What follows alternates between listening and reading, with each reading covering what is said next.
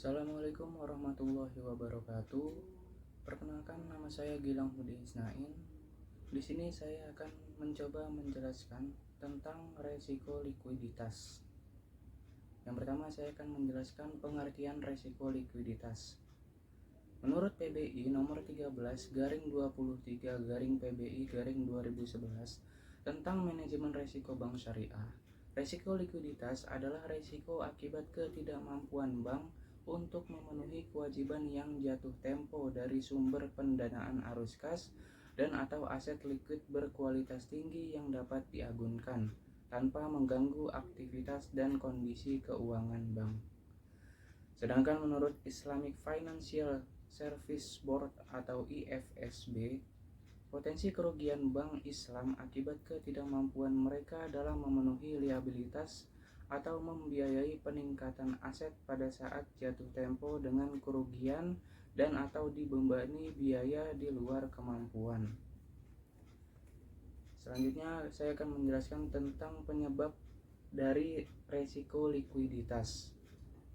Yang pertama itu tim analisa yang mana kurang mampu memberikan detail dalam hal analisis dari segi aset.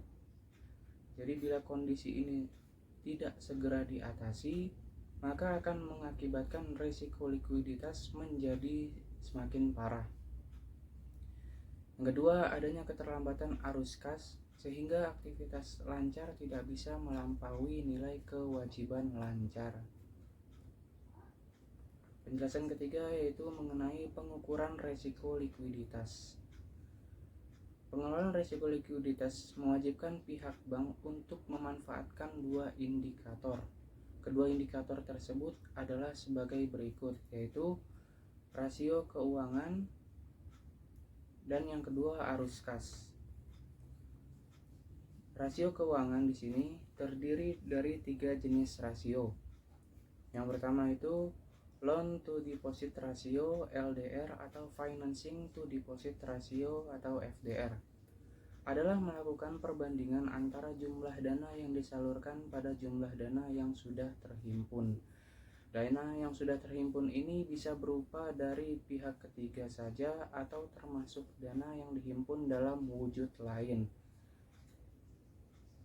Yang jenis kedua yaitu ada current ratio, yaitu perbandingan antara aset yang liquid pada pendanaan dalam jangka waktu pendek.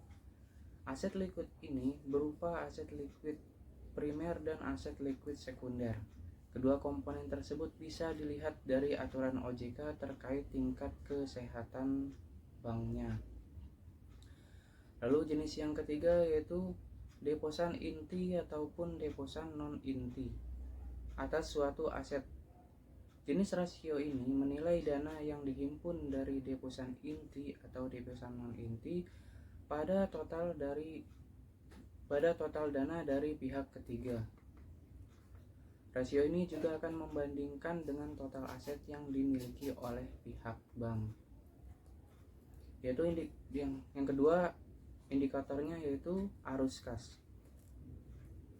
Arus kas adalah pengukuran likuiditas dengan menggunakan analisis kesenjangan likuiditas. Kesenjangan dalam hal ini adalah perbandingan antara posisi aset dan juga kewajiban dalam jangka waktu tertentu. Selanjutnya, saya akan menjelaskan tentang manajemen resiko likuiditas. Beberapa resiko likuiditas yang bisa dilakukan antara lain adalah sebagai berikut. Manajemen resiko likuiditas yang pertama yaitu identifikasi kesenjangan likuiditas. Jadi kita harus mengidentifikasi kesenjangan yang terjadi antara aktiva lancar dengan kewajiban lancar dan cara dalam menghadapinya. Selain itu juga harus mengidentifikasi kondisi yang bisa menimbulkan gap. Adapun tujuan dari identifikasi kesenjangan likuiditas ini adalah agar bisa mengambil langkah untuk mengisi ketertinggalan tingkat aktiva lancar. Dengan begitu maka diharapkan mampu meminimalkan tingkat kerugian perusahaan. Yang kedua yaitu melakukan mekanisme yang jelas dan terarah. Di sini kita juga harus merancang suatu sistem mekanisme yang jelas pada pemilik usaha dan juga pada tim keuangan. Selain itu, perjelas juga dengan membuat mekanisme teknis dan non-teknis secara detail agar kita melakukan hal teknis tersebut. Kita memiliki tolak ukur yang pasti. Adapun tujuannya dari melakukan mekanisme yang jelas dan terarah ini yaitu kita bisa melakukan pengukuran, pemantauan dan juga mitigasi resiko likuiditas sehingga berbagai kerugian yang menimpa perusahaan bisa dihindari secara maksimal. Yang ketiga, tingkatkan cadangan kas atau setara kas. Meningkatkan cadangan kas atau setara kas menjadi salah satu cara yang tepat untuk memperbaiki resiko likuiditas suatu perusahaan. Manajemen resiko likuiditas serta manajemen biaya yang tepat tentunya akan memberikan tingkat kepercayaan yang baik pada pihak yang berhubungan di dalamnya, seperti pihak kreditur bank. Adapun tujuannya dari meningkatkan cadangan kas atau setara kas yaitu hal manajemen akan tergambar pada suatu eksekusi dalam melakukan kewajiban secara tepat waktu dan sesuai dengan jadwal tanggal jatuh tempo. Untuk itu, hal yang penting dalam hal ini adalah perusahaan harus mampu mempertahankan aset lancarnya agar bisa memastikan mampu memenuhi kewajibannya. Penjelasan selanjutnya yaitu regulasi tentang likuiditas.